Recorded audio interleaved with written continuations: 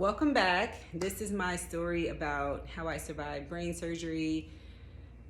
Let me give a quick recap if you're new here. March of 2023, I was diagnosed with a brain tumor by my gynecologist. It was in my pituitary gland. April of 23, I met with the endocrinologist at Johns Hopkins, decided to pursue surgery in lieu of long-term medication. August of 23, I met with the neurosurgeon, talked about the surgery in detail, recovery, all of that type of stuff. September of 23, I met with the ENT, did a nasal exam. I don't know if I mentioned, but the surgery was through my nose. Did a nasal exam, and then end of October into November, did my last MRIs, CT scans, met with the anesthesia team. All of that went well. November 15th, I had an 8-hour brain surgery. I was in the hospital from Wednesday to Friday, and then I was discharged, went to my parents' house, and I was there for about 2 weeks. Now we're at the part where I go for my first post-op nasal exam. So for this, I was meeting with my ENT, Dr. Ishii, and it was the same process as the first time I met with him. The nurse comes in, sprays me with the numbing spray, and he did use an endoscope to go up and basically evaluate the surgery site. Now at that point, I still had the packing in my nose, because remember I talked about I had 3 inches of dissolvable packing that was protecting the surgery site and the graft. So when he put the endoscope up my nose, he could see the packing was still in place, and that was gonna be there for a little while longer.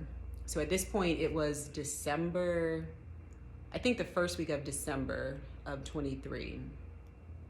And then I had 5 post-op appointments from when I got discharged until April of 2024.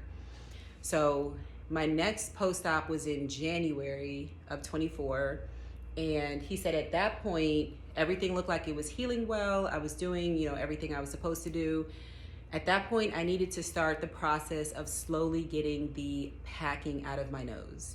Now for that, they don't just go in and take it out. He said if he had to do that, it would be extremely painful.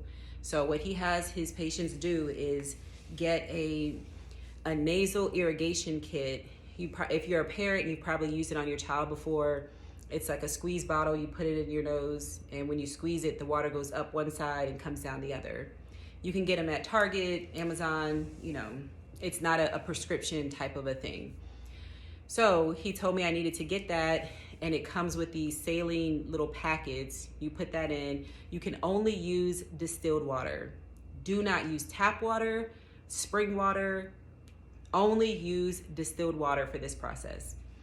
So he said I would have to, do that twice a day, morning and night.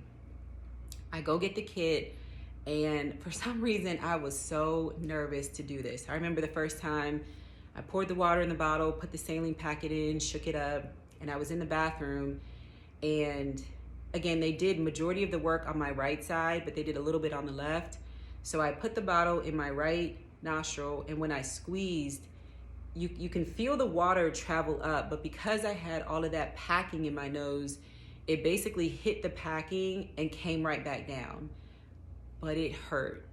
Imagine you dive into the swimming pool, and when you dive in, you're supposed to blow out, and if you don't, the water shoots up your nose and you get that feeling, and that's what it felt like.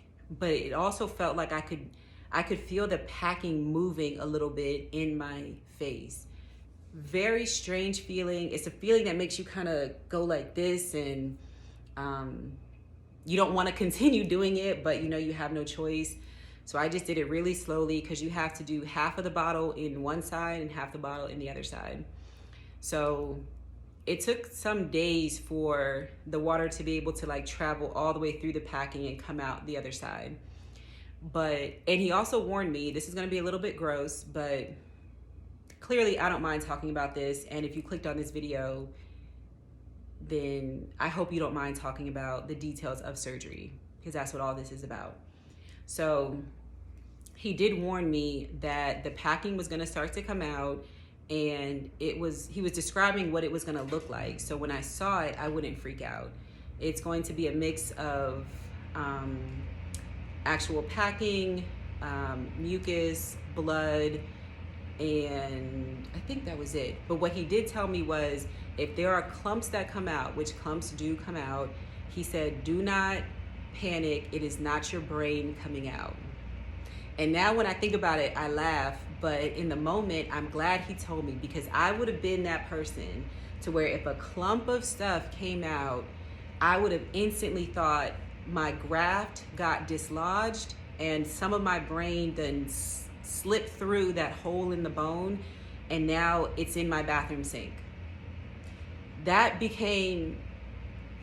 was, even though he told me that it was not going to be my brain that came out, that still was like a fear in the back of my mind. It's crazy the things that you'll start to wonder about or convince yourself this is a possibility. Like, my brain was not going to come out. But in the moment, you're like, but what if? Like, what if this is what I'm looking at? So, so there were like clumps that were coming out, and I remember I got into a groove of it, after a while, where, I would do it on one side, do it on the other side, and then I knew to lean my head to the side because it would get caught in the packing. So when I leaned my head to the side, then like a gush of it would then come out, and then I'm like, okay, that's all of it. So I did that for a month, pretty much the month of January into a little bit of February. I did that, and at my next appointment, he could see that there was like, I think he said maybe 15 or 20% of the packing left. I don't know how he tells this, but it was just a little bit left. So he said, keep doing it for a little while longer, and then you should be good. So I did that. And then I had my final post-op appointment for the year in April of 2024. And it was the best appointment. I actually was able to look at the monitor as he was doing the exam. So I saw the base of my skull. I saw the surgery site where they did the drilling. I'm watching it in real time, because at that point I was very comfortable with the endoscope and the numbing spray. It became a routine, like hey nurse, numb me up. And I had built such a good rapport with Dr. Ishii that I could ask him any question. I felt comfortable asking anything. He always listened very intently about what I had to say. Some appointments were a little more emotional. I just was like, I appreciate, I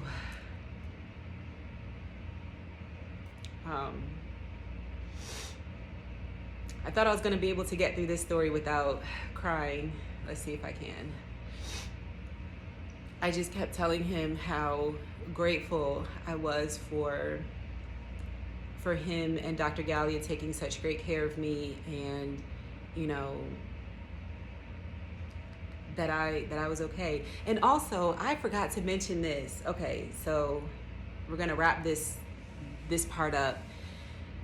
The whole reason I discovered I had a brain tumor was because I was having issues with my period. And I am so grateful to say I had surgery in November. December, my period came on like clockwork, and it has been perfect ever since. Every time I come on, I say a gratitude prayer for it. I'm probably one of the few women, outside of women who are nervous about maybe pregnancy or something, but I'm probably one of the few women who are ecstatic about having a period. I'm like, the surgery worked. Ooh, hold on, my back itches. I was just like, the surgery worked, my body, I finally feel like I'm back to normal. I feel like a healthy woman, because when I didn't have my period, to be honest, I didn't really feel like a woman, because I'm like, I'm supposed to have it, and if you don't have it, it's an indication that something is wrong. And there was clearly something wrong. So now when it comes on, I have, a little bit of cramps, but it's nothing serious. And I told myself I would never complain about it. Never. And yeah, so I told him that my cycle was regular, and then I started choking up talking about that. So I'm like, the surgery worked, and I cannot thank you enough. So my last appointment was in April, and yeah, Let's stop there, and then I'm going to talk about some of the unexpected mental and emotional challenges that accompany brain surgery. So stay tuned for that.